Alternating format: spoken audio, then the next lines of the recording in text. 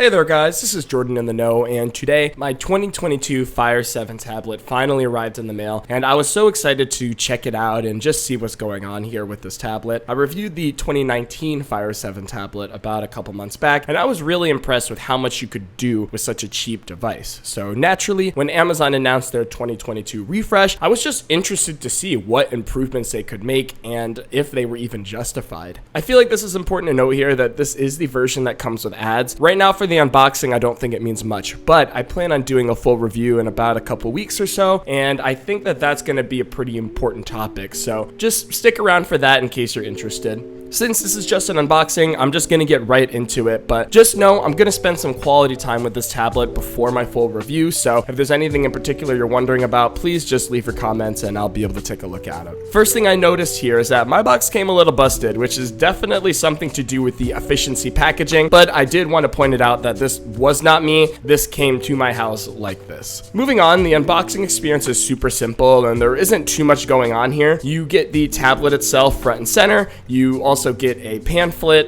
a USB-C cable, which is amazing to see by the way, and the box for the wall, which I heard is something that's being phased out, so it's nice to see it here. Checking out the tablet itself, I went with the denim blue version just because I wanted to mix it up and pick whatever color was the different color. First thing I noticed here is that when compared to the 2019 version, the 2022 is quite a bit smaller. And you can see also that they shifted the logo and the camera to the horizontal position for, I'm assuming, horizontal use, which I think is a good change. The rest of the tablet is pretty much unchanged from its previous version. The top has been slightly shifted around with the power button being moved to the opposite side and the addition of USB-C, which was a complaint that I had in my 2019 Fire 7 review, which I am glad that Amazon addressed. Overall, the build and feel is pretty identical to last generation's model as well, and at the end of the day, I have no complaints. The previous tablet was cheap and functional in its own right, and the 2022 version is just a few minor improvements to make an already decent package a bit better.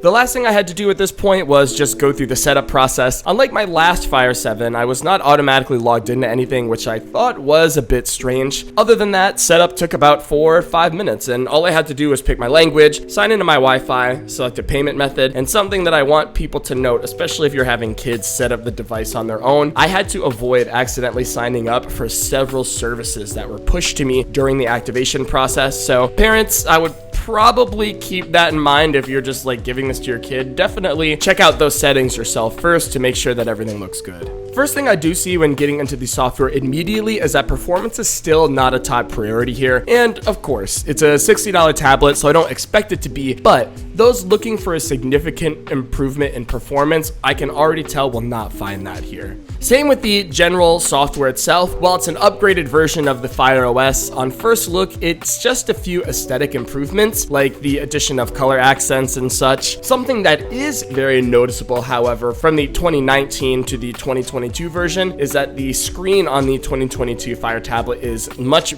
better than the 2019 version. It's brighter, it's more colorful, and I wouldn't be surprised that there's a resolution bump as well, so I'm really happy to see that. Overall, I know this is a pretty quick video, but it's just because I wanted to take a quick look at the unboxing just to see how it is and what we can expect from an unboxing. As I said earlier, I'm going to spend some quality time with the device at least 3 weeks, so if you guys have any questions or want me to look into something, please let me know, leave a comment, and I'll be happy to take a look. I have both the 2019 and the 22 version on hand, so I'll be doing a full comparison as well at some point, so please stick around and subscribe for that. In the meantime, my friends, I am getting out of here because I have a few more projects to work on, and I would love to get this out today just for you guys to be able to do what you got to do with this information. So in the meantime, take care, stay safe, and I hope you have a wonderful day.